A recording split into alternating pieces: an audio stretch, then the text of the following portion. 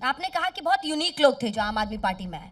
आप भी बहुत यूनिक हैं। आपको अपना क्या भविष्य दिखता है मनोज जी? विदिन 2.5 years वहाँ पे हम भारत वंदना पार्क जैसा पार्क बना देंगे। ये हमारा विदिन 2.5 years। 2.5 years। हाँ, लिख के रख लें। जी। अरे इसको देखो, गोल पोस्ट चेंज करता है। वो पहले कहते थे यमुना साफ कर देंगे, अब 25 कह रहे हैं। आप कहते थे कि हम कूड़े का अंबार खत्म कर देंगे, नहीं अब नहीं, आप हमने 2.5 कहा साल हुआ आगे कर है रहे हैं। विदिन 5 to 6 years ये कर देंगे।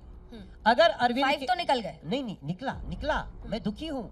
तो चलिए शुरू करते हैं। दोस्तों, हमारे यहाँ की गोदी मीडिया को भी अपने व्यूअर्स के एंटरटेनमेंट के लिए कोई ना कोई मुर्गा चाहिए होता है और हर बार अलग अलग तरह का मुर्गा पकड़ पकड़ के अपने डिबेट में अपने व्यूअर्स का एंटरटेनमेंट यानी कि मनोरंजन करने के लिए लाते ही रहते हैं। अब आप यही डिबेट देख लीजिए जिसमें आज तक वालों ने मनोज तिवारी को पकड़ के लाया है अपने व्यूअर्स का एंटरटेनमेंट करवाने के लिए, कहिए तो मनोरंजन करवाने के लिए। तो कैसे मनोरंजन होता है, पहले ये वीडियो क्लिप देखिए, देन हम बातचीत का सिलसिला आगे जारी रखेंगे। आपने कहा कि बहुत यूनिक लोग थे जो आम आदमी पार्टी में आए। आप भी बहुत यूनिक हैं। आप भी गायकी छोड़ के भारतीय जनता पार्टी में अब काम कर रहे हैं। आपको अपना क्या भविष्य दिखता है मनोज जी? और फिर विधानसभा में मोदी जी के नाम पर लोकसभा में तो आप फुल मार्क्स ले आते हैं, लेकिन विधानसभा का क्या, एमसीडी का क्या, अपना भविष्य आपको क्या दिखता है? क्या मुख्यमंत्री बनेंगे कभी दिल्ली के? पहली बात तो कि हम व्यक्तिगत भविष्य के लिए राजनीति में आए ही नहीं। हमारा तो भविष्य बहुत बड़ा हो गया था, गली गली में गाना गूंजता है। हमारे लिए तो सिर्फ और सिर्फ दिल्ली और देश का भविष्य है अंजना जी, और उसमें मुझे पूरा विश्वास है कि धीरे धीरे दिल्ली धीरे धीरे जागी है, इस मोह जाल से, भ्रम जाल से धीरे धीरे निकली है। लेकिन हमने 3024 झुग्गी वासियों के चेहरों पे खुशी के मुस्कान देखे हैं, और आप देखिएगा इस दिल्ली को अब विश्वास हो गया है कि झुग्गी को घर भी दिया मोदी जी ने, प्रगति टनल भी बनाने का काम किया मोदी जी ने, मेट्रो का जाल भी बनाने का काम किया मोदी जी ने। एक एक झुग्गी वासियों को उनका अपना घर दिलाएंगे, और पहाड़ जो आज हमने 65% कम किया, कूड़े के पहाड़ जो कहते हैं, मैं उसको लैंडफिल साइट बोलता हूं, उसको भी एकदम जीरो करके विदिन 2.5 years वहां पे हम भारत वंदना पार्क जैसा पार्क बना देंगे। ये हमारा विदिन 2.5 years। 2.5 years। हाँ, लिख के रख लें। आज से। अरे इसको देखो, गोल पोस्ट चेंज करता है। वो पहले कहते थे यमुना साफ कर देंगे, अब 25 कह रहे हैं। आप कहते थे कि हम कूड़े का अंबार खत्म कर देंगे, नहीं अब नहीं, आप हमने 2.5 कहा साल हुआ आगे कर है, रहे हैं। हमारा आपके ऊपर आज तक के हमारा 2017 में वादा था। हाँ। कि हम विदिन 5 to 6 years ये कर देंगे। अगर अरविंद 5 तो निकल गए। नहीं निकला, मैं दुखी हूँ। इसीलिए तो एमसीडी को एक करना पड़ा, इसलिए तो हमने एमसीडी की व्यवस्था को बदली, क्योंकि अरविंद केजरीवाल जी के रहते ये करने नहीं देते, फंड रोकते रहते, तो हम लोगों ने एमसीडी का यूनिफिकेशन कर दिया। अमित शाह को जय श्री राम, निगम को दिया जीवन दान।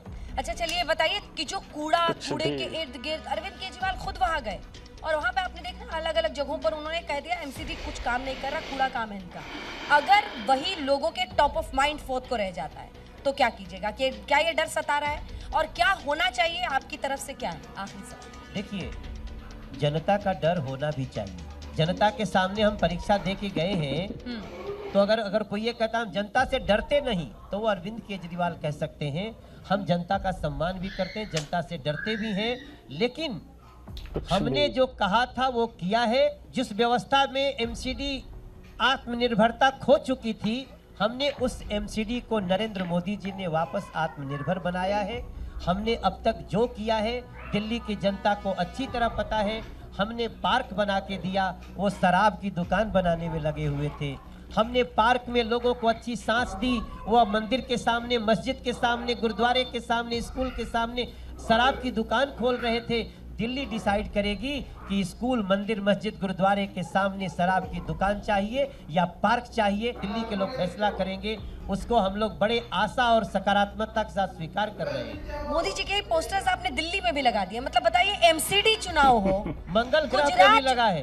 कहाँ? मंगल ग्रह पे भी नरेंद्र मोदी जी का पोस्टर लगा है, क्योंकि वहां भी लग रहा है कि अगर इन्वायरमेंट को कोई बचाएगा तो भारत सपूत नरेंद्र मोदी बचाएगा। G2 में लग रहा है। दुनिया के हर देश के लोग जब आजकल मोदी जी को मिलते हैं, जब वो चलने लगते हैं तो कहते हैं चलो, वो कहते हैं नहीं Modi ji, you first, India first. Anjana ji, ये हमारे लिए गर्व का विषय है। आपने कहा ना भविष्य क्या है, मेरा गर्व का भी, वोट का भी विषय नहीं। गर्व होगा तो वोट होगा, जी हाँ दोस्तों, ये आपने देखा सुना रिंकिया के पापा उर्फ मनोज तिवारी, जिन्होंने किस तरह से लोगों का मनोरंजन करने का काम किया है। आप इनकी बातों को सीरियसली बिल्कुल भी मत लीजिए, आप मनोरंजन के तौर पर ले लीजिए, क्योंकि ये हर एक डिबेट में, हर एक इंटरव्यू में लोगों का मनोरंजन ही करने आता है। क्योंकि ये मनोरंजन वादक बड़ा ही बेहतरीन है, क्योंकि ये बढ़िया गाता है, बढ़िया नाचता है, तो लोग इसी चीजों से इनसे रिलेट कर पाते हैं और इसी वजह से इन्हें डिबेट में देखते हैं या फिर इंटरव्यू में देखते हैं। लोग इनकी बातों को मनोरंजन के तौर पर ही लेते हैं, सीरियसली नहीं लेते।